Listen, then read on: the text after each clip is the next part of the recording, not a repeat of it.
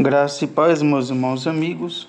Hoje quero falar um pouco sobre as aflições dessa vida. Vamos nos discorrer em 3 exemplos que eu separei aqui, mas eu quero estar abrindo um versículo em João 16:33 que vai dizer assim: No mundo tereis aflições, mas tende bom ânimo, eu venci o mundo. Então, as aflições, elas vêm para os crentes e para os não crentes, para aqueles que servem a Deus e para aqueles que não servem a Deus. As aflições vêm para ambos, né? Separei aqui alguns exemplos aqui, vamos falar um pouco sobre José. Quem nunca ouviu falar sobre José no Egito, né? José, ele era o mais novo dos seus irmãos e ele foi vendido como escravo, né, na terra do Egito. Chegando lá, José, ele foi trabalhar na casa de Potifar e ele foi acusado injustamente pela esposa de Potifar e foi parar na prisão. Lá na prisão ele se destacou, né? E ele manteve a sua fé firme em Deus, nunca reclamou de nada que tivesse lhe acontecido. E chegou um momento quando o rei mandou ele se apresentar diante do rei, porque o rei teve, o faraó teve um sonho e nenhum dos magos, né, do Egito tiveram a interpretação desse sonho. Quando José se apresenta, ele revela esse sonho ao rei e se torna governador do Egito, né? Essa foi a trajetória, bem resumida. Eu convido você a ler ali em Gênesis capítulo 45, versículo 47 em diante. Uma história muito surpreendente, né? E José, ele tipifica a vida de Cristo, né? Cristo é traído por um dos seus discípulos, né? Ele faz a obra do Pai. E José, você vai ver que na vida de José ele é irrepreensível. Ele nunca se queixou de ter sido ali vendido como escravo, e nós vemos que Jesus, ele foi vendido como escravo, né? Ele foi traído, vendido por 33 moedas de prata, que representa o preço de um escravo. Você vai ver que na vida de José, ele é um homem irrepreensível, né? Não houve, né, nada que viesse culpá-lo. Então ele passou pela essa aflição, né? Ele passou pela aflição, ele passou pela prova, né? Ele passou pela prova e ele foi aprovado por Deus. Então ele tipifica Jesus, porque quando ele se torna o governador, ele, abaixo de Faraó, ele que governava todo o Egito. Ele supriu não somente a necessidade da sua linhagem que chegou até lá, como ele supriu a necessidade de todos os habitantes, não só do Egito, como das redondezas do Egito, que vinham comprar, né, os grãos. Então nós temos Jesus como aquele que supra as nossas necessidades em tudo. Então ele passou por uma aflição, ele foi por uma prova. Passou por uma prova e ele foi aprovado por Deus.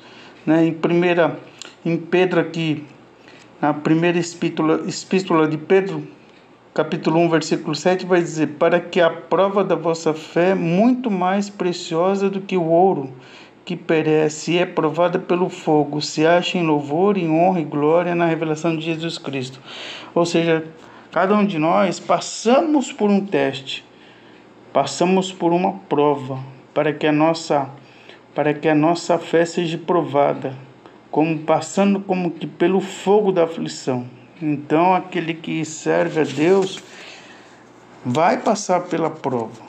Jesus disse: no mundo tereis aflições, mas tem de bom ânimo, eu venci o mundo. Então Jesus venceu o mundo. Aquele que estiver com ele, firme nele, também vai vencer. Outra situação aqui que eu separei aqui foi de Saul, né? Saul, ele foi ungido rei, foi o primeiro rei de Israel que foi levantado por Deus. Ele foi levantado por Deus, mas em dado momento ele se esqueceu quem foi que levantou ele, né? Então ele se engrandeceu e ele começou a fazer as coisas do jeito dele.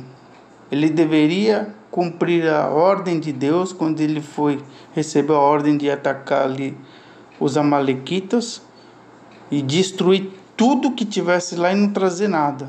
Pelo contrário, quando chegando lá, ele poupou a vida do rei Agag e trouxe o melhor que tinha, desobedecendo a ordem direta de Deus. Consequentemente, por desobedecer a Deus, o Senhor retirou o espírito dele e colocou um espírito nele de tormento, né? De tribulação. Então, aquele homem, ele se achava que estava na presença de Deus, mas o Espírito de Deus já não estava nele. Isso acontece quando nós deixamos de obedecer a Deus. Quando muitas vezes nós deixamos de obedecer a Deus, fazendo as coisas do nosso próprio jeito, achando que está fazendo certo, muitas vezes nós estamos em desobediência, indo contra aquilo que Deus determinou, né? E muitas vezes nós vamos colher consequências ruins, né? Vamos colher tribulações, angústia, né? Muitas vezes essas situações, elas vão surgir pelo fato de deixarmos de fazer aquilo que Deus orientou, né? Então, precisamos ter cuidado para que a gente não venha cometer o mesmo erro que Saul teve. Outra situação que eu quero colocar aqui é a vida de Davi, um homem segundo o coração de Deus. Um homem que Deus levantou para ser o rei de Israel, depois de Saul.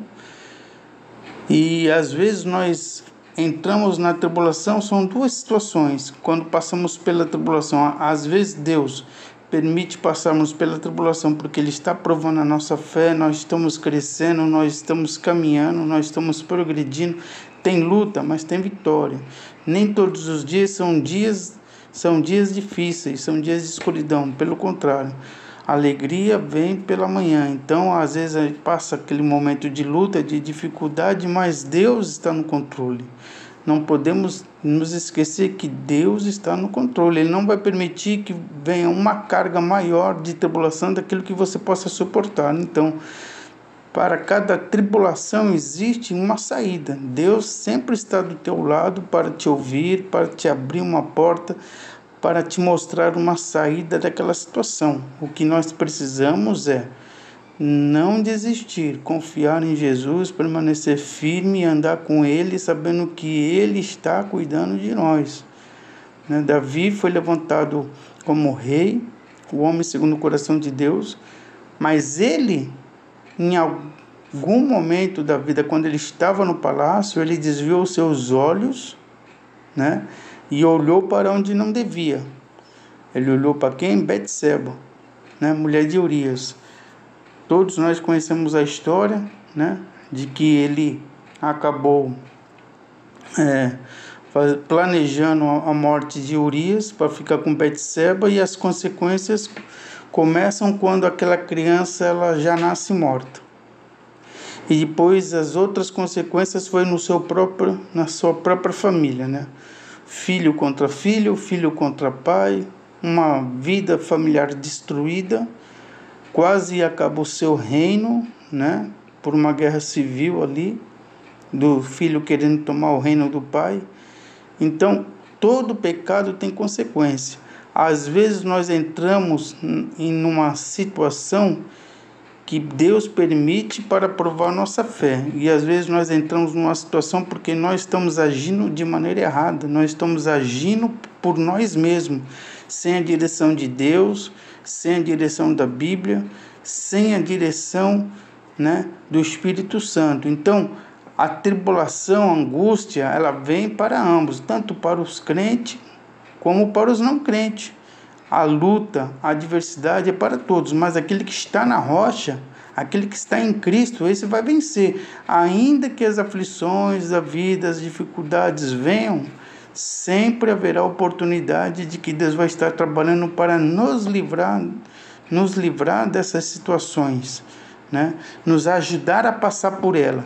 Deus não vai livrar você da tribulação, mas Ele vai ajudar você a passar por ela. Ele não vai te abandonar, Ele vai estar com você, Ele vai passar com você, Ele vai estar contigo, né? Nos momentos mais difíceis, Ele vai estar te carregando no colo. Às vezes nós olhamos para trás, andando pela areia da praia, vamos ver que não há 4 pegadas, 4 passos de pé. Tem 2 passos de pé, né? É Jesus te carregando nos momentos mais difíceis. Você olha, Senhor, só eu aqui estou sozinho. Não, eu estou te carregando. Então há momentos na nossa vida que nós achamos que estamos sozinhos, mas toda vez que nós avançamos para o reino, toda vez que nós avançamos para Cristo, existe o que é a adversidade. O diabo ele vai fazer de tudo para você voltar até aquela vida que você tinha antes.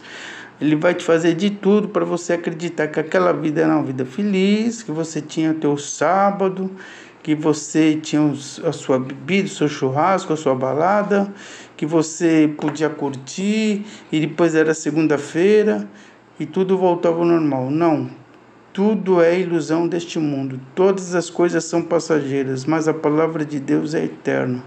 Então eu e você temos que olhar para Cristo e continuar caminhando. As aflições fazem parte da vida. Às vezes, como eu já falei, Deus vai permitir você passar pela aflição? Vai, mas Ele não vai deixar você sozinho. As aflições servem para que possamos crescer e andar em crescimento com Cristo. As aflições fazem parte do processo espiritual do nosso crescimento. Às vezes as pessoas acabam desistindo porque elas acham que não vão suportar e voltam atrás. É isso que o diabo quer, que você desista, que você não prossiga, que você desista de Jesus, que você não vá na igreja, que você não leia a Bíblia, que você não ore, para lhe matar a tua fé e, consequentemente, né, tirar ali a vida eterna que Jesus concede a todos aqueles que andam com Ele. Então, tem que ter cuidado, né? Não olhar para trás, mas olhar para frente.